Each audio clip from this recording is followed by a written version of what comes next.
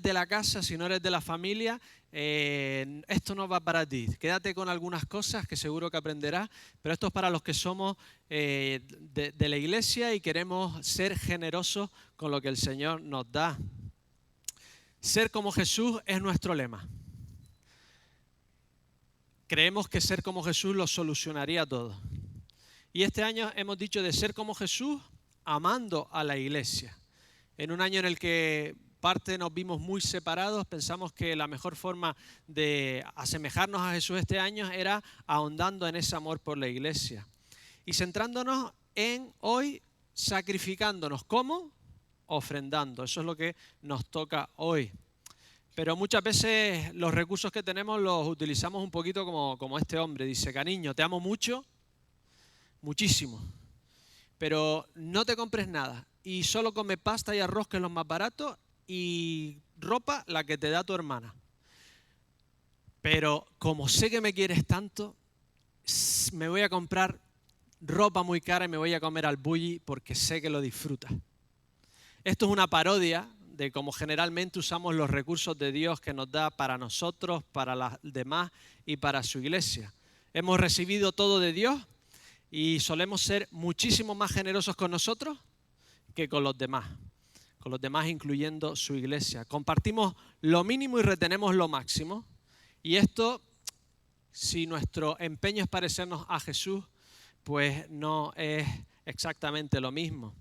Al final, si queremos que nuestro lema este año sea amar a la iglesia, amor es generosidad es amor en acción. No podemos amar a la iglesia sin ser generosa con ella. En tiempo, en servicio, en afecto y en dinero, también en dinero. Así es imposible decirle a alguien que te quiere, ¿qué quieres? Te quiero mucho, pero no comparto lo que tengo, no soy generoso contigo. Si le dices a tu esposa, te quiero mucho, pero no soy generoso con ella, o viceversa, ella contigo, ¿qué amo más? ¿Mi cuenta bancaria o a mi esposa? Las esposas están diciendo. Es imposible ahondar en amor por la iglesia si no somos generosos con ella. Que al final es nuestra familia y es la familia de todos los que llegarán a ser familia de Dios. Pero ¿qué es ser generoso? ¿Qué es exactamente ser generoso? Porque, claro, no tenemos un tanto por ciento. Estamos en la época de la gracia. No tenemos un 10% como en el Antiguo Testamento. Es difícil contabilizar entonces lo que significa la generosidad. La mayoría de cristianos seguimos practicando el diezmo para la iglesia y la ofrenda según necesidades. Pero claro, esta no es la época de la ley. Estamos bajo la gracia. Así que pregunto, ¿dónde se debería ser más generoso? ¿Cuando te lo obliga la ley o cuando el Espíritu en gracia te dice que seas generoso? Ya la hemos fastidiado, ¿no? Cuando nos hacemos la pregunta de si el diezmo está vigente, la respuesta es no. Entonces respiramos, ¿no? Pero claro, no está vigente porque ahora damos por gracia en respuesta a lo que Dios ha hecho por nosotros. Entonces ya se nos encoge el corazón otra vez, ¿no? Las leyes del Antiguo Testamento tenían obsolencia programada. Hasta el Mesías. Él lo cumplió todo. Por lo tanto, ya no estamos atados a la ley, sino ahora andamos por el Espíritu. No podemos ni siquiera tomar principios del Antiguo Testamento que no estén validados por Jesús y el Nuevo Testamento. ¿Qué significa entonces, de acuerdo al Nuevo Testamento, la generosidad? Dice el Nuevo Testamento, algo acerca del dinero. Según algunos autores que cuentan estas cosas, yo no lo he hecho personalmente, las riquezas se nombran en el Nuevo Testamento 2000 veces, muchísimo más que la oración, la santificación, muchísimo más que la amistad. Más de una docena de parábolas, según algunos 16, un cuarto de las parábolas de Jesús hablan de algún tipo de dinero o riqueza. Si siguiéramos el ejemplo de Jesús, tendríamos que predicar un cuarto de las predicaciones de dinero. Por lo cual, ni tú ni yo estaríamos aquí, ¿verdad? en mi grupo de hogar, en nuestro grupo de hogar, bueno, en el grupo pequeño, estábamos haciendo una de las preguntas que venía en la lista y decía, ¿qué temas no se hablan en la iglesia o no se suelen hablar? Y salió el dinero. Así que el grupo de hogar ahora estará contento que hablemos de esto, ¿o no? Así que vamos a verlo a través de 2 de Corintios 8 y 9. Veamos lo que dice el Nuevo Testamento en este pasaje de la generosidad y aprender algunos principios. Los corintios habían empezado muy bien. Querían apartar una ofrenda para Jerusalén. En Jerusalén no estamos seguros qué es lo que pasó. Puede que haya sido la hambruna en el año 40. Hubieron muchas malas cosechas y en la zona hubo una hambruna históricamente. Puede que sea por la persecución o puede que sea por ambas. Tuvieron un tiempo muy difícil los cristianos de Jerusalén. Así que ellos quieren enviar una ofrenda, pero la iglesia se tuerce. Pablo le tiene que escribir la carta a los corintios y en el capítulo anterior le dice que le escribió y está contento porque se han arrepentido. Así que como se han arrepentido y han empezado a caminar por el camino correcto, Pablo les insta, les anima a que envíen esa ofrenda inicial que querían enviar. Así que vamos a aprender 7 principios de este texto y vamos a ir yendo uno por otro. Los primeros son muy largos y los últimos muy cortos. No os estreséis, no voy a tratar cada tema de la misma dimensión, ¿vale? Los primeros son muy largos y los otros van muy rápido, así que no os estreséis. Principio número 1. Nuestra generosidad responde a la generosidad de Dios. Es una respuesta a lo que Dios ha hecho por nosotros. 2 Corintios 8:9. Ya conocéis la gracia de nuestro Señor Jesucristo, que por amor a vosotros se hizo pobre siendo rico, para que vosotros con su pobreza fuerais enriquecidos. Dios es el creador, es el dueño de todo y lo deja absolutamente todo para nacer en un comedero, vivir en un suburbio marginado de una provincia pobre del Imperio Romano, para enseñar de forma ambulante durante 3 años y morir la muerte más pobre, rastrera y desgraciada de la época, la muerte en la cruz.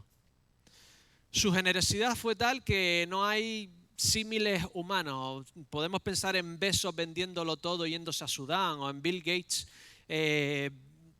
dándolo todo y viniendo a desayunar los martes por la mañana aquí al USAID, pero todo se queda corto. Toda analogía hace injusticia a lo que Dios hizo por nosotros. Todo símil realmente es ridículo. Su pobreza en la cruz significó nuestra riqueza eterna. Nosotros aportamos nuestro pecado, nuestra desgracia, nuestra miseria, y Él nos limpia y se da a sí mismo a nosotros. Y dándose a sí mismo a nosotros, ¿qué nos está dando? A Dios mismo nos los está dando todo. Yo le ofrezco pecado y Él me lo da absolutamente todo. Y si lo piensas así, si has recibido a Jesús, realmente lo tenemos todo. Esta es mi aportación en esta mañana. Lo demás que voy a decir ya lo habréis oído en otras ocasiones. Pero si no doy más, al final todos queremos ser generosos. ¿Quién quiere ser un tacaño? Todos queremos ser generosos, ¿verdad? Y en la iglesia nos deberíamos animar unos a otros a ser generosos, que es lo que estamos haciendo en esta mañana, ¿vale? No nos estamos obligando a nada. Simplemente nos estamos animando los unos a otros a ser generosos. Así que yo pregunto, ¿por qué no damos más? Una de las respuestas es porque yo quiero disfrutar lo que produzco. ¿Para que lo disfrute otro? Es cierto derecho, ¿no? Pero si hemos recibido a Dios, Romanos 8:17, y si hemos recibido a Dios, nos hemos convertido en hijos de Dios, también herederos, herederos de Dios y coherederos con Cristo. Vamos a heredar exactamente lo mismo que Cristo, que va a heredar, va a recuperar, lo dejó todo para venir a la tierra, sube al cielo, lo recupera todo, hereda todo, lo que es de su Padre. ¿Y de qué cosas son de Dios? ¿Hay algo que no es de Dios? O sea, todo, absolutamente todo. Si es que padecemos juntamente con Él, para que juntamente con Él seamos glorificados. Si somos coherederos con Cristo, Imagínate que te hacen coheredero con Bezos. Si te haces coheredero con Cristo, eres heredero del Dios Padre. Eres heredero de absolutamente todo. Por lo tanto, cuando nosotros damos algo a alguien en la tierra, en realidad, todo lo que el otro tiene, si perdura, al final es nuestro. Si donamos dinero para mejorar la iglesia, es nuestra. Si damos para que compren un campo, un orfanato para hacer un orfanato, lo disfrutarán los huérfanos y nosotros, porque al final todo es nuestro. Si incluso le damos a un pobre unos euros para que se compre una barra de pan y se compra un whisky, el dueño de la fábrica de whisky se comprará un terreno en Escocia y al final, ¿de quién será? Todo será nuestro y además será rehecho por Dios para nosotros. Por lo tanto, en realidad, todo lo que damos ya es nuestro. Todo lo que damos a otros, todo lo que ofrecemos, ya todo es nuestro. Todo lo que damos es nuestro. Es decir, en realidad no estamos dando, estamos prestando, porque al final, ¿de quién será todo? Nuestro. Y encima estamos prestando de algo que nos han regalado. Es como regalarle a tu abuelo un patinete eléctrico. ¿De quién es el patinete? ¿Quién lo va a heredar? Cuando damos en esta tierra algo, todo lo que permanecerá, cuando vayamos con Dios, si de verdad tienes fe, si de verdad crees que hay algo más, tienes que saber y tenemos que saber que no estamos dando algo que no sea para siempre nuestro.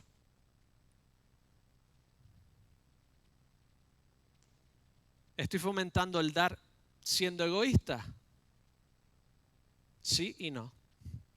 Sí, porque así te libera o nos libera de la sensación de pérdida.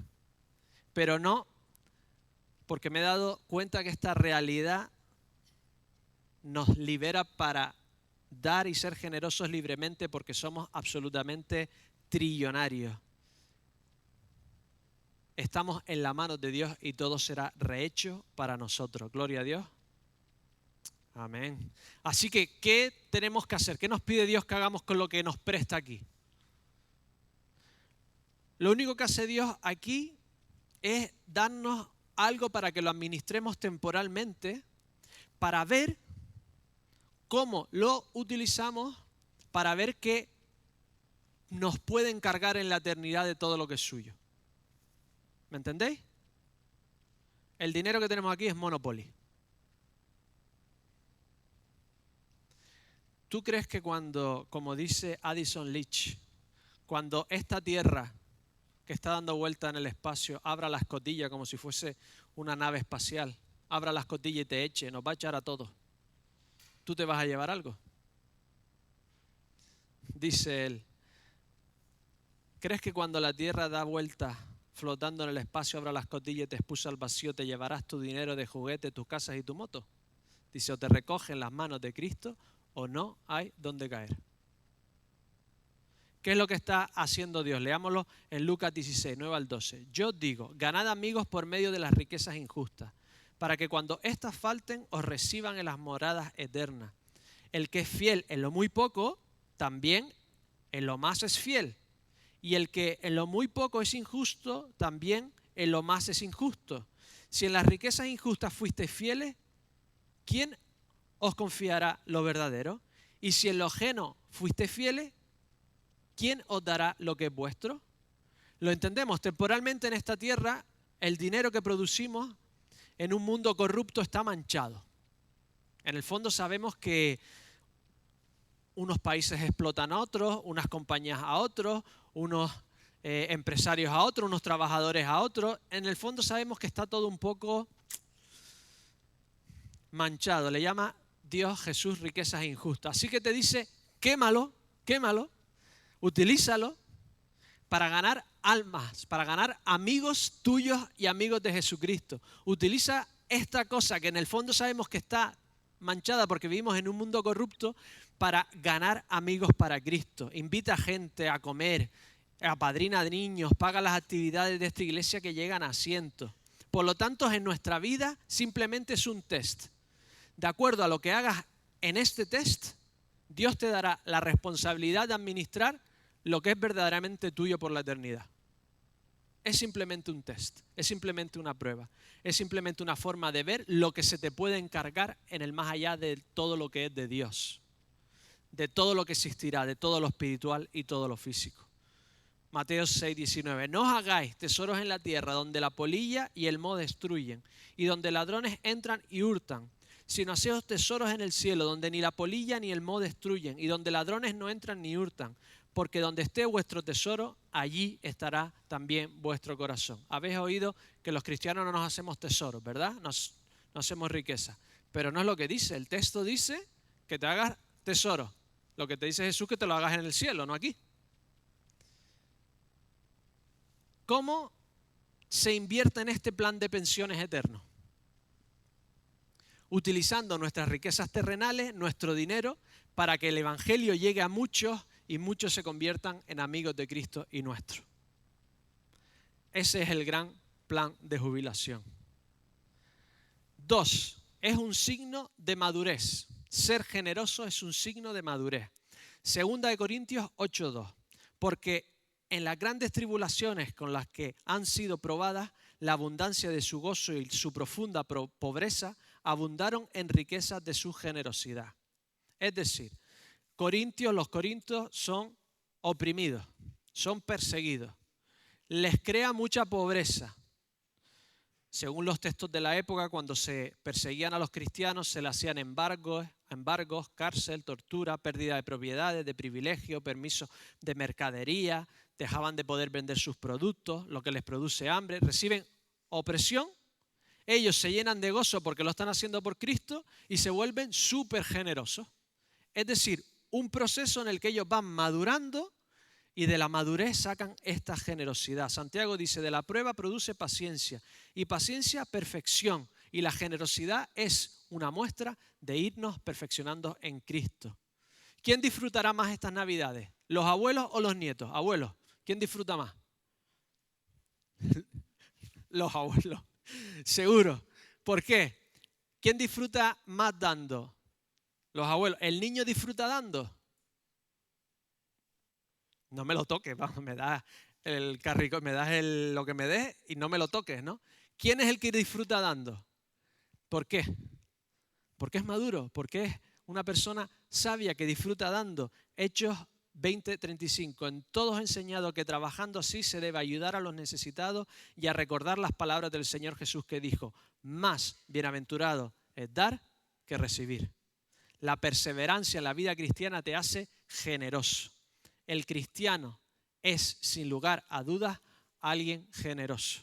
Es imposible tener al Espíritu de Dios en tu vida que es tan generoso y que esto no te cale. Si quieres madurar, aumenta tu generosidad. 3. Para ser como Jesús, nunca das de lo que te sobra, sino de forma sacrificada. ¿Cómo se dio Jesús a nosotros? De forma sacrificada, ¿verdad? 2 Corintios 8:3. Doy testimonio de que con agrado han dado conforme a su fuerza y aún más allá de su fuerza. ¿Cómo de generosos debemos ser entonces? Vamos a ir siendo un poco más prácticos. ¿Cómo de generosos deberíamos ser los cristianos? Vamos a ver los ejemplos que encontramos en el Nuevo Testamento. El joven rico, ¿qué se le pide? ¿Que venda? Esto es un poco extremo, estos son para casos particulares, los han habido. El trillonario senador romano, dice que un senador romano en nuestra época más o menos cobraría unos 145 millones de euros al año. Un tal Merios Pontius Paulinus en el siglo IV vendió todo por la influencia de Martín el obispo. Vendió sus posesiones y lo dio a los pobres, o casi todas sus posesiones, pues se pasó toda su vida administrando, vamos a decirlo bien, se pasó toda vida administrando sus posesiones, dándolas a los pobres, ayudando a iglesias, huérfanos, etcétera, etcétera. Dejó su palacio, se puso vestiduras pobres, etcétera, etcétera. Dejó sus posesiones y se fueron de Teracia, en España, y se fueron a Italia, donde había sido gobernador. Y se dedicó a ayudar, orar y ser un reproche continuo a la extravagancia de la sociedad romana. Y a cambiar sus corazones, en el que para un romano primero un pobre era un desgraciado, y de repente por la influencia cristiana, un pobre que estaba siendo piadoso estaba acumulando riquezas en el cielo. De repente era bienaventurado. Y esto lo fueron cambiando gente como Paulino. Este fue literalmente un camello que pasó a través del ojo de una aguja. Pero esto es extremo. Vamos a otro porcentaje. Zaqueo.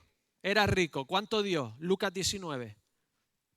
¿Os acordáis cuánto dio? La mitad de sus bienes, 50%. Y se había estafado a alguien 4 veces. ¿Siguió siendo rico Zaqueo? Seguramente sí, es una buena estrategia, porque si sigues teniendo dinero, sigues produciendo. A la larga es más que si lo vendes todo. O sea, no es una mala estrategia. Pero 50%.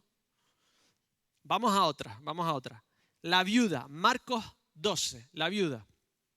Dice que muchos ricos daban dinero, pero dice Jesús, Marcos 12, todos han echado de lo que les sobra, pero esta de su pobreza echó todo lo que tenía, todo su sustento. Ella dio el 100%. Es un poco extremo, porque además Pablo lo tenemos que equilibrar con las otras partes de la Biblia. Pablo dice que si somos buenos cristianos y no cuidamos a los nuestros, somos peores que incrédulos y hemos negado la fe. Primera de Timoteo 5:8. ¿Vale? O sea que hay que ser generosos, pero tenemos que cuidar de los nuestros. Primera de Timoteo 5:8. Y además nos dice a los hombres que si nos casamos, tenemos que agradar a nuestras esposas, agradarlas en las cosas cotidianas del mundo. Aquí he visto algunos codos.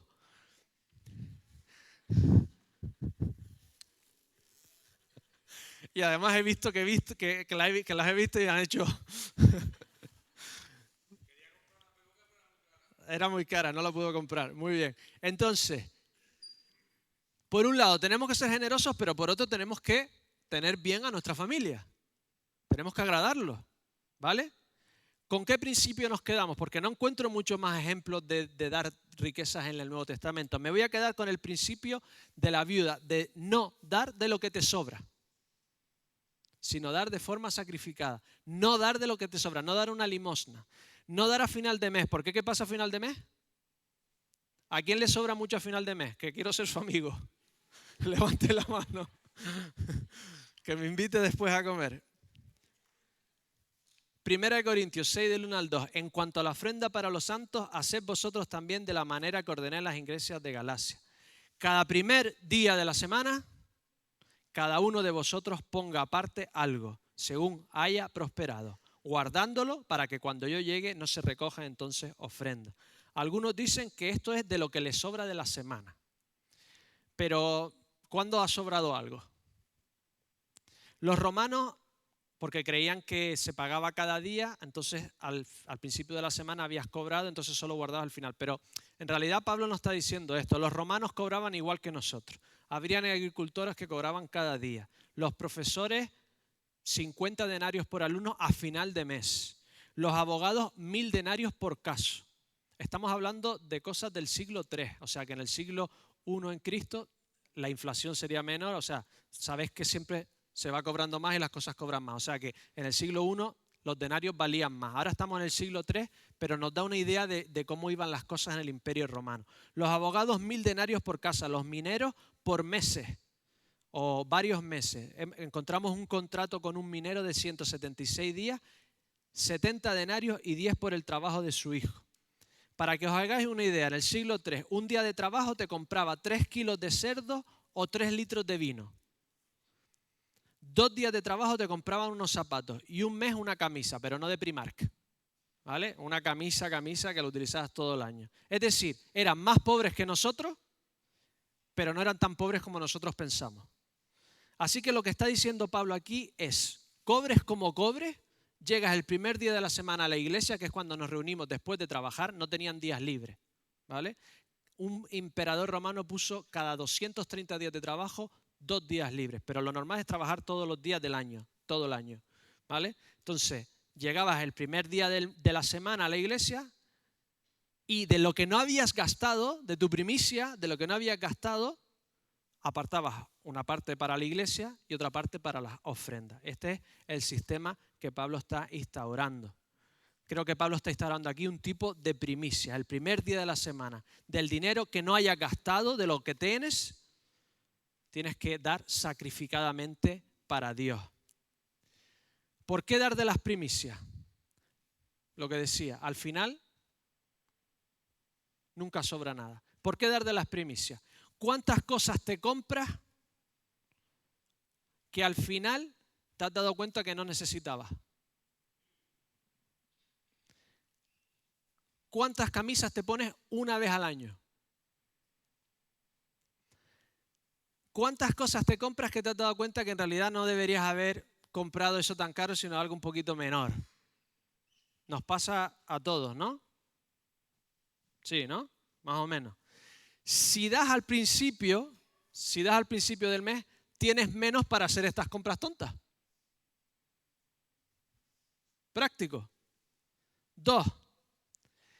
Si todos los compromisos que tú tienes, si estás empezando en el camino de la fe, seguro que tienes millones de compromisos en el que no te da para ser generoso.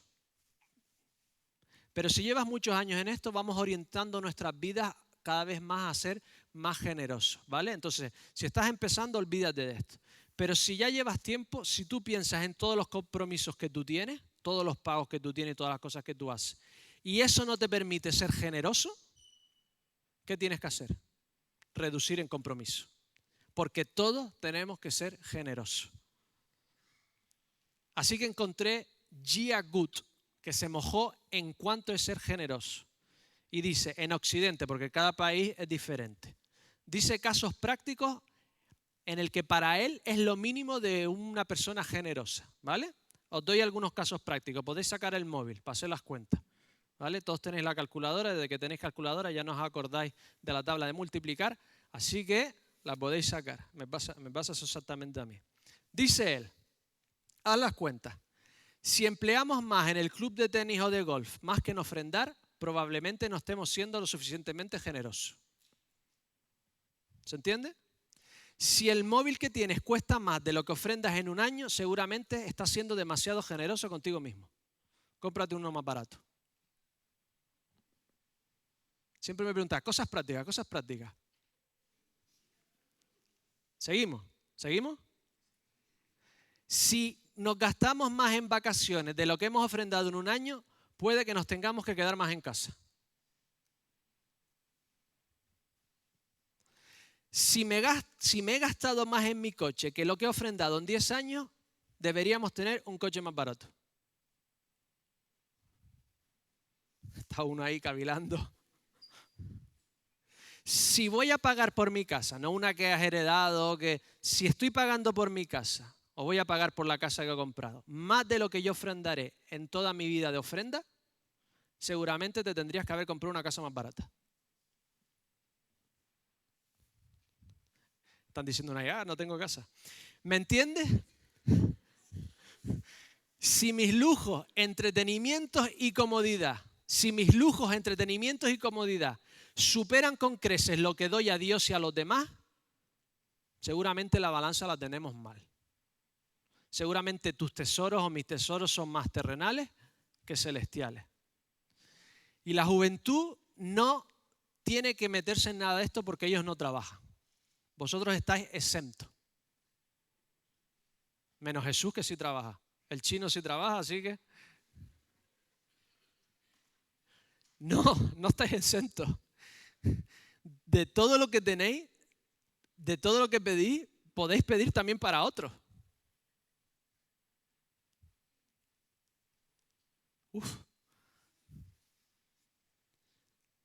En el cielo vamos a administrar probablemente cosas increíbles que Dios nos va a dar, de acuerdo a la capacidad que tengamos aquí en la tierra de administrar lo que es suyo, no mío. En el fondo, lo que de verdad nos importa es que ponemos nuestro dinero. Si tienes un hobby y te gusta...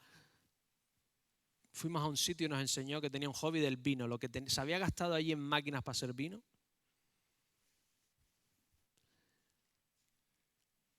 piensa, ¿quién es tu Dios?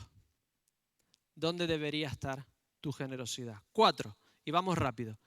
Además es nuestro privilegio, 2 Corintios 8:4, pidiéndonos con muchos ruegos que le concediéramos el privilegio de apartar en este servicio a los santos. Pablo, por favor, no vayas directamente a Jerusalén, pásate por aquí que te queremos dar dinero, por favor, no vayas, vente, que te queremos. No es obligación ofrendar ni diezmar, nadie te dice que es una obligación, es un privilegio. Nadie te va a obligar, nadie te va a decir que ponga. No te cae un rayo del cielo si no envías dinero a La Palma. Puede explotar un volcán aquí a lo mejor, pero un rayo en el cielo no te va a caer. Es el privilegio que tenemos los hijos de Dios de ser generosos para que la obra de Dios avance. 5. Dar es amar. 2 Corintios 8:8. No hablo con quien manda.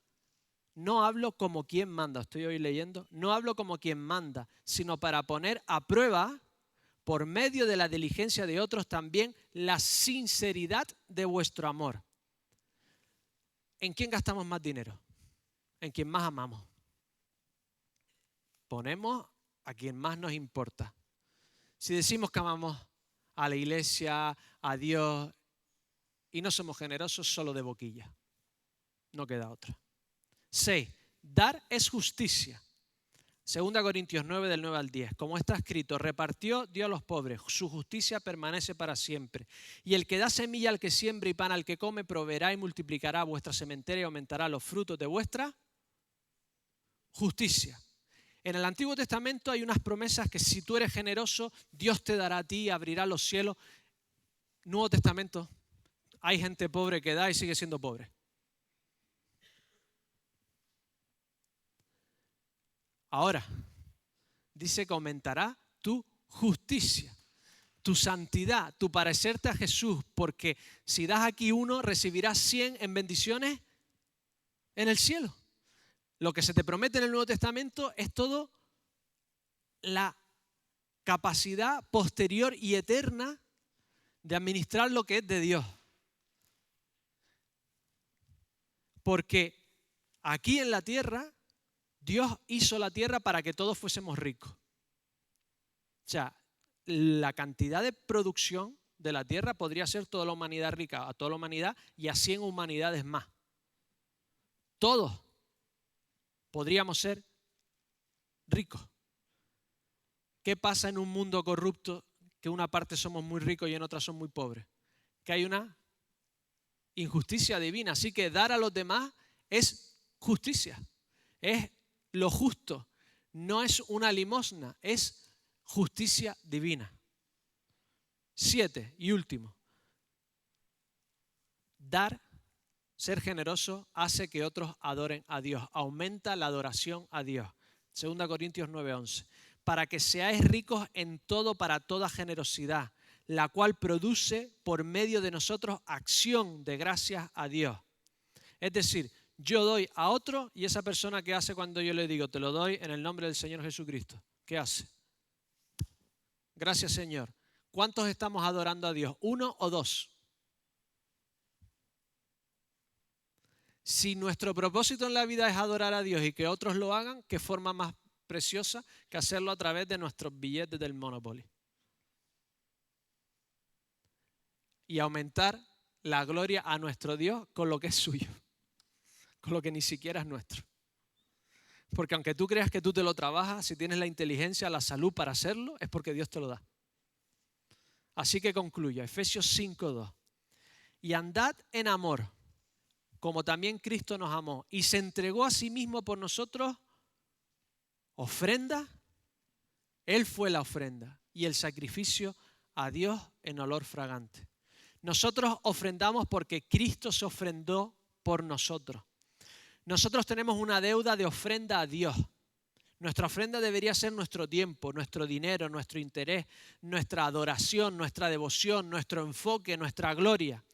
¿Le damos la ofrenda de vida a Dios o nos quedamos cortos? Nos quedamos cortísimos, tenemos una deuda increíble con Dios, nuestra ofrenda se queda muy corta. Así que Cristo se ofreció totalmente en la cruz como la ofrenda a Dios para que nosotros pudiésemos entregar la suya y no la nuestra y así poder estar eternamente con Él. Cristo nos miró a cada uno de nosotros. Miró a Isaac, miró a Benjamín, miró a Josie, miró a Bruna, me miró a mí, nos miró a todos.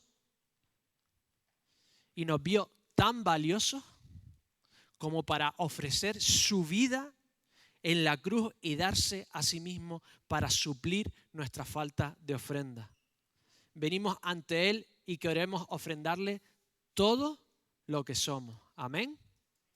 Amén. Vamos a ver ahora un vídeo que resume en cierta forma todo lo que he hablado y después cantaremos un himno que conocemos todos, que dice, nada falta porque todo Él provee.